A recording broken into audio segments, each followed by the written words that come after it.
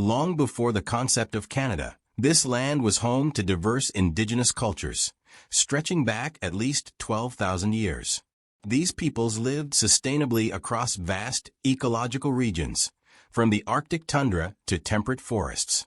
The Inuit developed ingenious methods to survive in the north, constructing igloos and crafting tools from bone and ivory. The Haudenosaunee Confederacy, based in the east, established one of the earliest known systems of participatory governance, influencing later democratic ideals. In the west, coastal nations like the Haida and Tlingit thrived on the bounty of the ocean, creating intricate totem poles to tell stories and honor ancestors. The indigenous worldview was deeply tied to the land. Everything, food, shelter, spirituality, was interconnected, forming a balance that sustained them for millennia. This foundation would face profound changes with the arrival of Europeans. When Europeans first arrived, they saw Canada as an untapped resource, a land of fish, furs, and forests. Norse explorers, led by Leif Erikson, briefly settled at L'Anse aux Meadows around 1000 CE. But contact didn't endure. It wasn't until 1497 that John Cabot, an Italian sailing for England, reached the eastern coast of Newfoundland. His reports of abundant fish attracted European fishermen, who began seasonal trips. In 1534, Jacques Cartier ventured deeper, navigating the St. Lawrence River and claiming the region for France.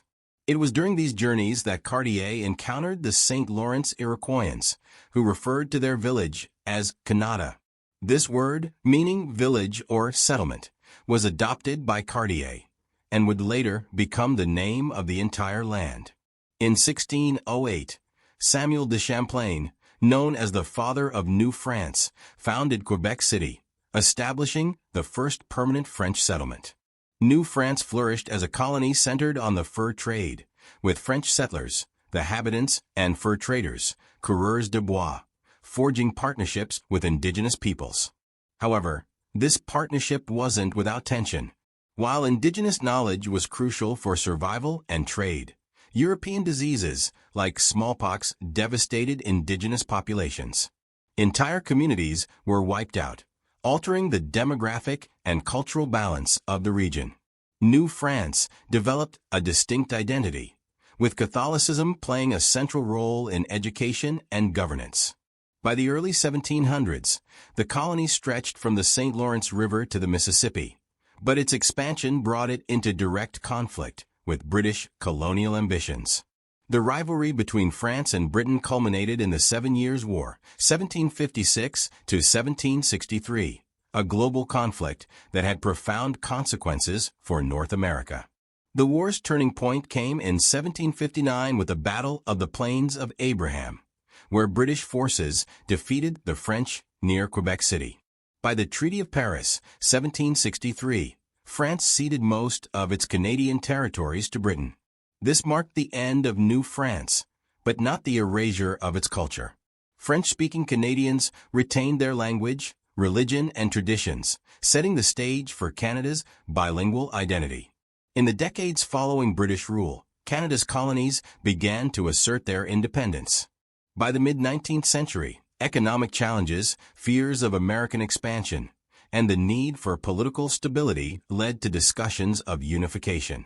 On July 1, 1867, the British North America Act united Ontario, Quebec, New Brunswick, and Nova Scotia into the Dominion of Canada, a self-governing entity within the British Empire. Sir John A. Macdonald became the country's first prime minister, and Ottawa was chosen as the capital. The new nation expanded westward, incorporating provinces like Manitoba, British Columbia, and Alberta. The construction of the Canadian Pacific Railway in 1885 was a monumental achievement, physically linking the country from coast to coast. Canada's expansion came at a significant cost to its Indigenous peoples. The government enacted policies that aimed to assimilate Indigenous populations, including the creation of the Indian Act, 1876, and the establishment of residential schools.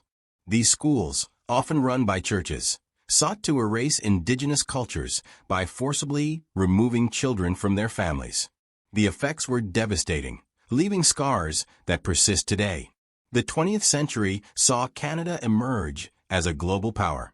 Its contributions in World War I and World War II demonstrated its growing independence, culminating in the Statute of Westminster, 1931, which granted Canada legislative autonomy from Britain. Post-war immigration transformed Canada into a multicultural nation. Policies like the Multiculturalism Act, 1988, celebrated diversity, fostering a society that values inclusivity. At the same time, efforts toward reconciliation with Indigenous peoples have become central to Canada's modern identity, as seen in the Truth and Reconciliation Commission. When Canada officially became a country in 1867, its first Prime Minister, Sir John A. Macdonald, had a big dream: unite the land from sea to sea.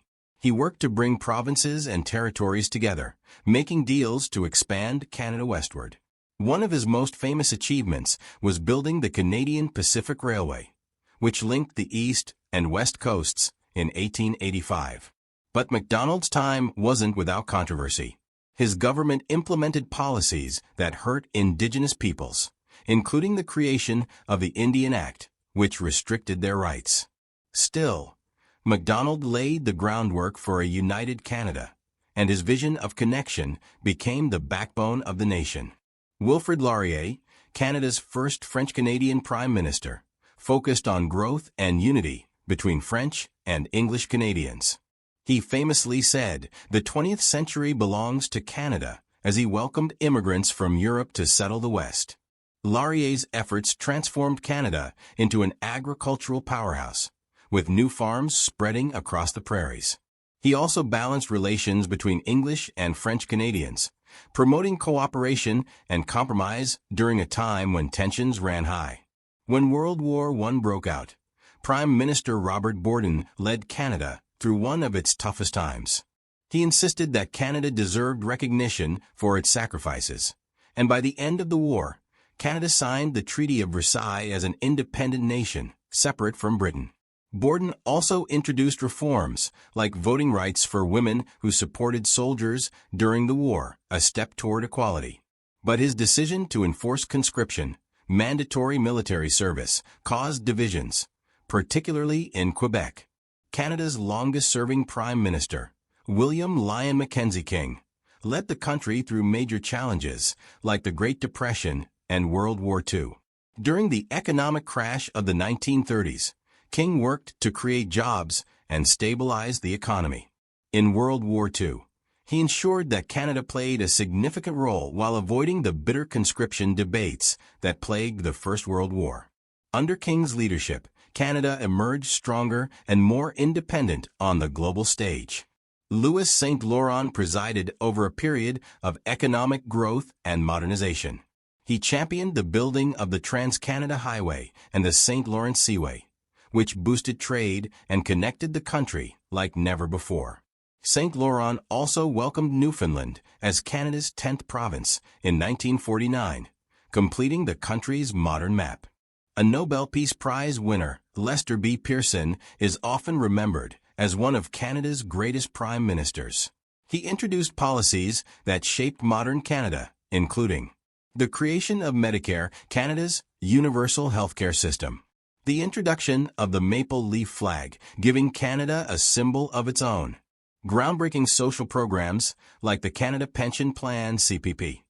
Pearson also helped define Canada's role as a global peacekeeper, setting the stage for its reputation as a leader in international diplomacy. One of Canada's most famous leaders, Pierre Trudeau, made it his mission to unify a diverse country. He introduced official bilingualism, ensuring that both English and French were recognized across Canada. Trudeau also introduced the Charter of Rights and Freedoms in 1982, guaranteeing fundamental rights like freedom of expression and equality. This became a cornerstone of Canada's identity as a progressive and inclusive nation. During the 1980s, Brian Mulroney focused on strengthening Canada's economy. He signed the Canada-US Free Trade Agreement, later expanded to NAFTA, opening up trade with the United States and Mexico. Mulroney also tackled environmental issues, leading efforts to reduce acid rain through cooperation with the U.S. Jean Chrétien led Canada through the 1990s, a time of economic recovery and political stability. His government reduced the national debt and introduced initiatives like the Clarity Act, ensuring clear rules for any future Quebec referendum on separation.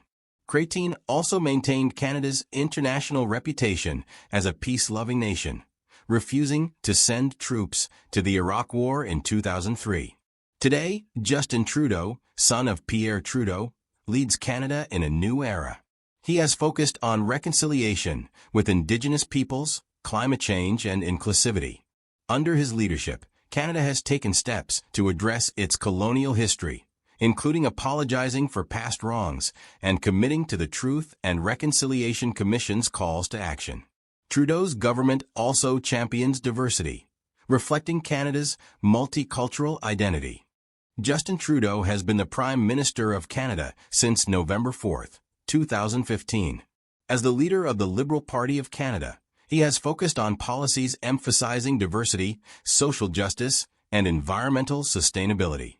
Trudeau is also the second youngest Prime Minister in Canadian history, following in the footsteps of his father, Pierre Elliott Trudeau, who served as Prime Minister from 1968 to 1984, with a short break. Justin Trudeau was born on December 25, 1971, in Ottawa, Ontario. Son of former Prime Minister Pierre Trudeau and Margaret Trudeau, a well-known author and mental health advocate. Trudeau studied literature at McGill University and education at the University of British Columbia. Before politics, he worked as a teacher, teaching French and math, and was involved in advocacy for youth and environmental issues. Trudeau entered politics in 2008 when he was elected as a Member of Parliament, MP, for Papineau, a district in Montreal, Quebec. Leadership of the Liberal Party.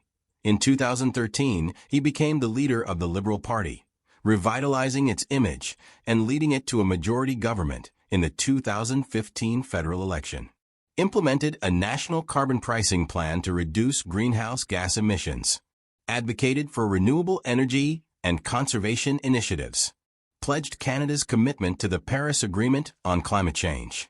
Focused on repairing relationships with Indigenous communities.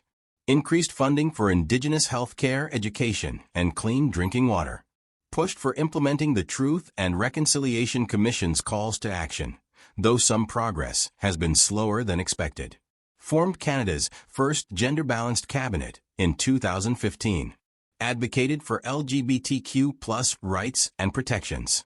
Expanded immigration policies to welcome more refugees and immigrants, reflecting Canada's multicultural identity.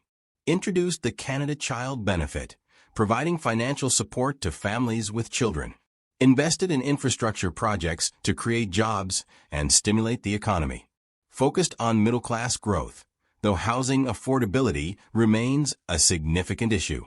Trudeau has faced criticism for several ethical lapses, including the SNC-Lavalin affair, where his government was accused of interfering in a criminal case involving a Quebec-based engineering firm. In 2017, he became the first sitting Prime Minister to violate Canada's ethics laws regarding accepting gifts and private vacations. Despite pledges, delays in resolving clean water crises in some Indigenous communities have led to criticism. Progress on implementing the Truth and Reconciliation calls to action has been slower than expected. Trudeau's government provided substantial economic support during COVID-19 through programs like the Canada Emergency Response Benefit (CRB). However, he faced criticism over vaccine rollout delays and managing the pandemic's economic impacts. Trudeau has positioned Canada as a leader in advocating for global collaboration on reducing emissions. Thank you for watching. Subscribe to our channel for more historical stories.